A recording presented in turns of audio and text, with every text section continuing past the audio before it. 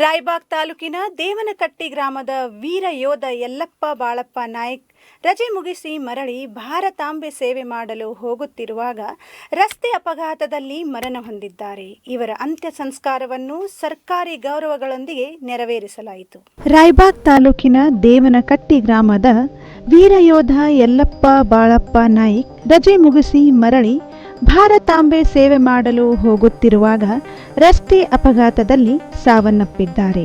ವೀರ ಯೋಧ ಯಲ್ಲಪ್ಪ ಬಾಳಪ್ಪ ನಾಯ್ಕ್ ಇವರು 25 ದಿನಗಳ ಸಿಎಲ್ ರಜೆ ಬಂದಿದ್ದರು. ದಿನಾಂಕ 31/8/2021 ಮತ್ತೆ ಮರಳಿ ಕೆಲಸ ಮಾಡಲು ಹೋಗುತ್ತಿದ್ದರು. ಇವರು ಮುಂಬೈ ಬಸ್ ನಿಲ್ದಾಣದಲ್ಲಿ ಏರ್ಪೋರ್ಟ್ಗೆ ಹೋಗಬೇಕಾಗಿತ್ತು.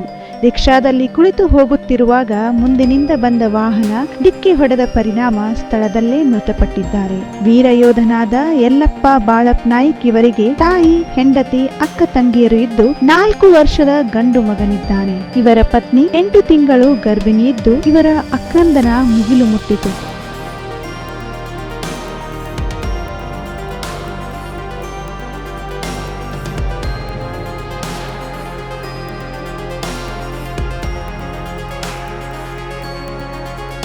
ಹಾಗೂ ರಾಯಬಾಗ್ ತಾಲೂಕ್ ಸೈನಿಕ ಕ್ಷೇಮಾಭಿವೃದ್ಧಿ ಸಂಘದ ವತಿಯಿಂದ ಹಾಗೂ ಹಾಲಿ ಮತ್ತು ಮಾಜಿ ಸೈನಿಕರ ರಾಯಬಾಗ್ ತಹಶೀಲ್ದಾರ್ ಮತ್ತು PSI ರಾಯಬಾಗ್ ಶಿಕ್ಷಣ ಅಧಿಕಾರಿಗಳು ಮತ್ತು ಊರಿನ ನಾಗರಿಕರು ಇವರ ಅಂತ್ಯ ಸಂಸ್ಕಾರದಲ್ಲಿ ಭಾಗಿಯಾಗಿದ್ದರು.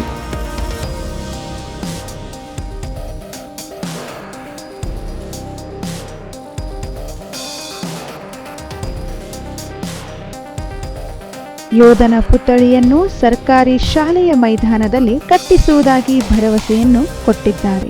ವೀಕ್ಷಕರೇ, ನಮ್ಮ ಸತ್ಯಂ ವಾಹಿನಿಯ ಪ್ರತಿದಿನದ ಅಪ್ಡೇಟ್ ಮಾಹಿತಿಯನ್ನ ತಿಳಿದುಕೊಳ್ಳಲು ಸತ್ಯಂ ಟಿವಿ ಕನ್ನಡ ಯೂಟ್ಯೂಬ್ಗೆ ಸಬ್ಸ್ಕ್ರೈಬ್ ಹಾಕಿ ಹಾಗೂ ಬೆಲ್ ಐಕಾನ್ ಅನ್ನು ಕ್ಲಿಕ್ ಮಾಡಿ.